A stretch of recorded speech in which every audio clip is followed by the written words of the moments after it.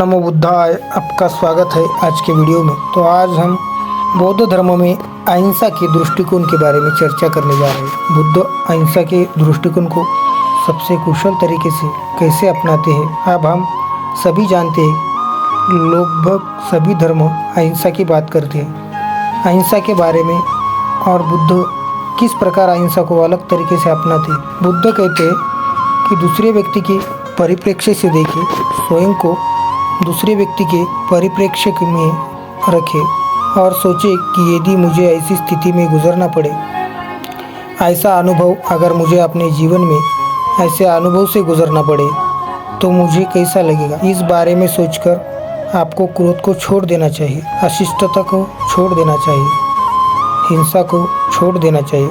यही बुद्ध की अहिंसा का अभ्यास करने की व्याख्या है। बुद्ध कहते हैं कि सबसे पहले अपने आप को दूसरे व्यक्ति के परिप्रेक्ष्य में रखें और सोचें कि अगर मैं इस तरह से कहूँ, अगर मैं इस तरह के अनुभव से गुजरा हूँ, अगर मैं किसी के साथ असभ्य व्यवहार करूँगा, किसी के लिए हिंसक, लेकिन अगर मैं शिकार बन गया तो मुझे कैसा लगेगा। और जब आप सोचेंगे इसके बारे में, जब आप उस परिप्रेक्ष्य से सोचते हैं तो आप जानते हैं कि आपको यह हिंसा पसंद नहीं है। आप नहीं चाहते कि कोई आपके प्रति हिंसक हो या आपके साथ असभ्य या बुरा व्यवहार करे। और जब आप यह समझते हैं तो बुद्ध कहते हैं कि यह समझना कि यह वह दर्द है जिससे हर दूसरा व्यक्ति अपने जीवन में गुजरेगा। यदि मैं उनके साथ वही काम करता हूँ तो मुझे ऐसा नहीं करना चाहता। इस तरह हम क्रोध को छोड़ देते हैं। बुद्ध कहते हैं कि क्रोध कभी क्रोध को नहीं छोड़ता है। ऐसा कुछ भी हल नहीं हो सकता है कि ऐसी एक भी समस्या नहीं जिसका समाधान क्रोध से हो सकता है। दुनिया भर में लोग बदला लेने के माध्यम से समस्या को हल करने का प्रयास करते हैं। दुनिया को देखो, इस समय चल रहे युद्धों को देखो, इस दुनिया में क्या हो रहा है। हम बदला लेने का प्रयास कर रहे हैं। हम में से एक दूसरे से बदला लेगा और अंत में कोई भी समस्या का समाधान नहीं करे, बल्कि केवल निर्दोष लोगों का जीवन नष्ट होगा। एक सुंदर कहावत है जो मैंने आर्ट ऑफ वार की पुस्तक में पढ़ी थी। इसमें कहा गया कि इमारतें नष्ट हो गई, इमारतें फिर से बनाई जा सकती है।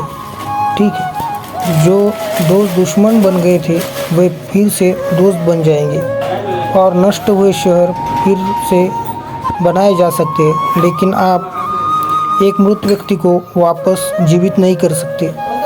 इसलिए समझिए कि ये युद्ध ही किसी भी तरह के राष्ट्र, किसी भी तरह के देश, किसी भी तरह के लोगों के लिए अच्छा नहीं है। इसलिए हमें यह समझना होगा कि हिंसा इस दुनिया में कुछ भी हल नहीं करती है। ये केवल क्रोध की चक्र बनाती है। अब क्रोध के चक्र से मेरा मतलब ये है कि मान ली एक पार्टी, मान लीजिए कि एक देश दूसरे देश पर हमला कर रहा है। ठीक है, आप इसे ईरान और इजराइल में देखते हैं, आप इसे यूक्रेन, रूस में देखते हैं। इस दुनिया में मान लीजिए कि एक दूसरे देश पर हमला कर रहा है। आप इसे लगभग सभी दुनिया में देखते हैं। ठीक है, एक देश दूसरे हमला कर रहा है, क्या होता है, वे आते और इन लोगों को मार देते हैं। ठीक है, और ऐसे लोग जो उनकी बहुत करीब है और जो लोग मारे गए हैं, ऐसे लोग हैं जो दूसरे लोग हैं जो उनके बहुत करीब है, उनके साथ क्या होता है, वे क्रोधित हो जाते हैं, वे अपने अंदर नफरत पैदा करते हैं, वे दूसरे पक्ष से बदला लेने की कसम खाते हैं। तो वे क्या करते हैं, वे जाते हैं और दूसरे लोगों को मार देते हैं। और फिर क्या होता है, उनके करीबी रिश्तेदार और करीबी लोग भी होते हैं और वे शो करते हैं, वे फिर से बदला लेने की कसम खाते हैं और वे वापस आते हैं और वे फिर से मारते हैं। इसलिए ये कभी ख़त्म नहीं होगा। इसलिए क्रोध कुछ भी नहीं बनाता है। विनाश,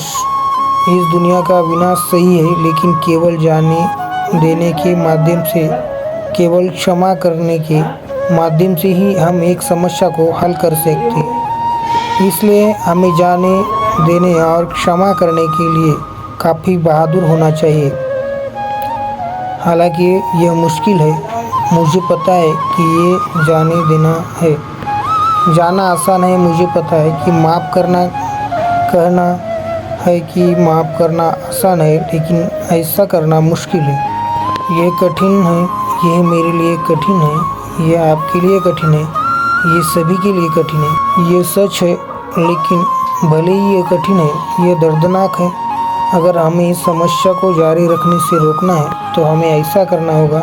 इसलिए बुद्ध ने कहा कि अपने आप को दूसरे व्यक्ति के परिप्रेक्ष्य में रखें और सोचे कि अगर मैं ऐसी स्थिति में गुजरूं तो मुझे कैसा लगेगा, मैं कितने दर्द से गुजरूंगा, मैं कितना कष्ट सहूँगा। और फिर बुद्ध कहते हैं, क्रोध को छोड़ दो, घृणा को छोड़ दो। जिस दिन तुम घृणा को छोड़ोगे उस दिन तुम क्रोध को छोड़ोगे। कभी भी क्रोध को एक चक्र नहीं बनाओगे जो भविष्य की। यदि आपने इसे रोकने का विकल्प लिया है तो आपकी भावी पीढ़ियों को नष्ट न होने दें। इसलिए भले ही मुझे पता है कि माफ़ करना छोड़ देना आसान नहीं है, भले ही ये मुश्किल है, ये कठिन है, ये दर्दनाक है, हमें ये करना होगा। और इसलिए इस छोटे अनुस्मारक को अपने दिमाग में रखें और खुश रहें। नमो बुद्धाय।